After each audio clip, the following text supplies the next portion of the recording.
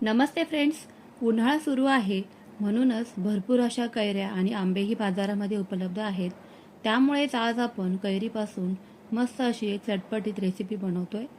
इडली डोसा किंवा नुसत्या भातासोबत जरी ही चटणी खाल्ली ना तरी अप्रतिम अशीच लागणार आहे. शिवाय भाजीचीही आवश्यकता नाही, कारण उन्हाळ्यामध्ये बऱ्याच वेळेला मार्केटमध्ये भाज्याही अवेलेबल नसतात आणि भाज्या खाण्याचा कंटाळाही आलेला असतो. त्यामुळे अशा पद्धतीची कैरीची चटणी रेसिपी तुम्ही एकदा नक्कीच ट्राय करा. आगळ्या वेगळ्या चटणी रेसिपीला लगेच सुरुवात करूयात. सर्वात आधी तर आहे ना, कैरीची चटणी बनवण्यासाठी काय काय साहित्य लागतं ते मी तुम्हाला सांगते.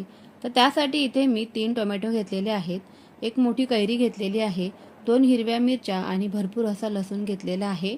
टोमॅटो घेताना शक्यतो ते मस्त असे पिकलेले लाल बुंद असे घ्यायचे आहेत बघून. खूप जास्त कच्चे टोमॅटो इथे वापरायचे नाहीत. अशा पद्धतीने टोमॅटोचे इथे 2 भाग करून घ्यायचे आहेत. त्यामुळेच आपल्याला ते चांगल्या पद्धतीने शिजवताही येतील. लगेचच कैरी पण कापून घ्यायची आहे. तुम्हाला जर का या पद्धतीने कैरी कापायची नसेल तर तुम्ही पिलरच्या मदतीने साल देखील याचे काढून घेऊ शकता. कोळीचा भाग जर का खूप जास्त कडक असेल तर कडेचा भाग आपल्याला इथे या पद्धतीने काढून घ्यायचा आहे. जर का खूप जास्त कवळी असेल कैरी तर अगदी कोळीचा भाग लहान असतो, त्यामुळे खूप जास्त प्रमाणामध्ये ही कैरी निघू शकते. पण इथे मात्र माझी जी कैरी आहे ना, तर तो कोळीचा भाग बऱ्यापैकी मोठा झालेला होता. त्यामुळे इथे मी असे 2 भागांमध्ये कैरी कट करून घेतलेली आहे. कैरी घेताना ती शक्यतो खूप जास्त आंबट घेऊ नये. शक्यतो चवीला गोड असणारीच कैरीचा इथे आपल्याला चटणी बनवण्यासाठी वापर करायचा आहे. नाहीतर मग ही जी चटणी आहे ना, तर ती खूप जास्त आंबट बनवून तयार होईल. कैरी तर अशा प्रकारे कट करून झालेली आहे. चला तर लगेचच पुढची तयारी करूयात. त्यासाठी इथे मी एक पॅन ठेवलेला आहे पसरट आकाराचा गॅसवरती. त्यामध्ये काही तेल घालून घ्यायचं आहे आणि त्यानंतर गॅसची फ्लेम स्लोच ठेवायची आहे. आपण जे टोमॅटो कट करून घेतले होते ते अशा पद्धतीने अर्धे अर्धे भाग या पॅनवरती घालून घ्यायचे आहेत, जेणेकरून यांची जी काही साल आहे ना, तर ती अगदी सहजरित्या निघली जाईल. तुम्हाला जर का टोमॅटोचे साल काढायचे नसतील तरी देखील काहीच हरकत नाहीये.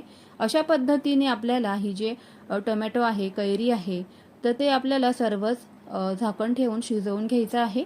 हे सर्वच पदार्थ शिजवून घेताना गॅसची फ्लेम मात्र सुरुवातीपासून स्लोच ठेवायची आहे. पिलरच्या मदतीने तुम्ही जर का कैरीचे साल काढून घेतले तरी पण काहीच हरकत नाहीये. डायरेक्ट तुम्ही सुरीने कट करून हे कैरी जी आहे ना, तर ती शिजवून देखील घेऊ शकतात. आता यानंतर यामध्ये आवडीप्रमाणे हिरव्या मिरच्यांचं प्रमाण घालायचं आहे. तुम्हाला जर का खूप जास्त तिखट आवडत असेल तर तुम्ही हिरव्या मिरच्यांचं प्रमाण वाढवलं तरी पण चालणार आहे.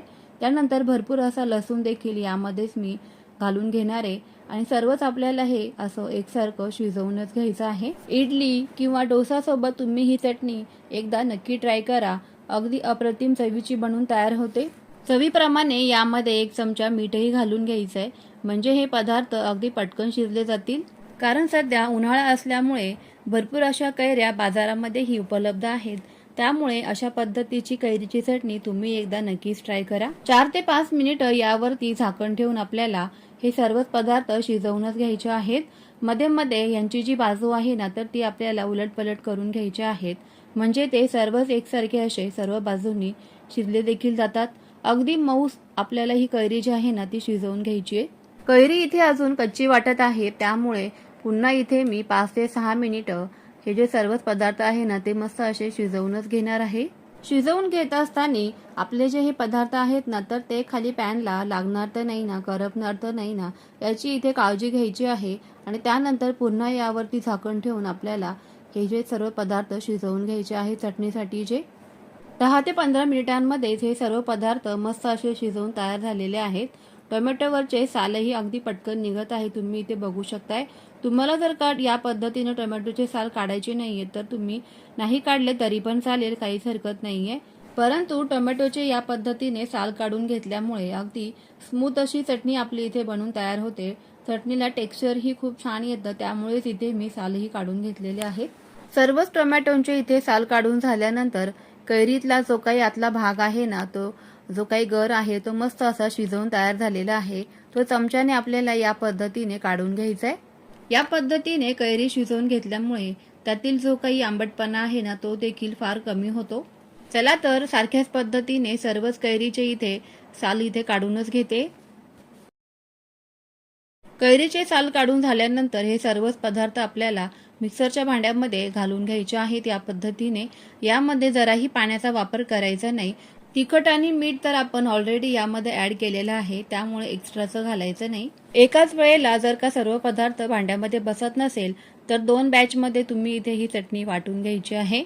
चटणीला मस्त असा लाल रंग येण्यासाठी यामध्ये मी लाल रंगाची काश्मीरी मिरची वापरलेली आहे, जी चवीला तिखट नसते खूप जास्त, पण रंगाला मात्र लालसर अशी असते. थोडंसं पुन्हा यामध्ये मीठ घालायचं आहे, कारण अगोदर आपण मीठ कमी घातलं होतं. आणि मस्त अशी याची बारीक पेस्ट आपल्याला मिक्सरच्या भांड्यामध्ये करून घ्यायची आहे या पद्धतीने. परफेक्ट टेक्स्चर तर पहा चटणीला काय मस्त असं चाललेलं आहे, रंग तर अप्रतिमच. कैरीच्या चटणीची रेसिपी जर का तुम्हाला आवडली असेल तर या उन्हाळ्यामध्ये एकदा नक्कीच ट्राय करा, कारण अशी चटपटीत आणि मस्त अशा चवीची ही चटणी बनवून तयार होते की घरातील सर्वच मंडळींना अतिशय आवडेल. अगदी तुम्ही भातासोबत जरी ही चटणी खाल्ली ना, भाजीला काही नसेल तरी अप्रतिम लागते. रेसिपी आवडली असेल तर मला कमेंट्स बॉक्समध्ये कळवायला विसरू नका. व्हिडिओला एक लाईक नक्कीच करा, जास्तीत जास्त शेअर नक्की करा. चला तर मग फ्रेंड्स, पुन्हा भेटूयात अशा छान छान आणि नवनवीन रेसिपीसोबत. तोपर्यंत always keep smiling and keep cooking. Bye bye friends.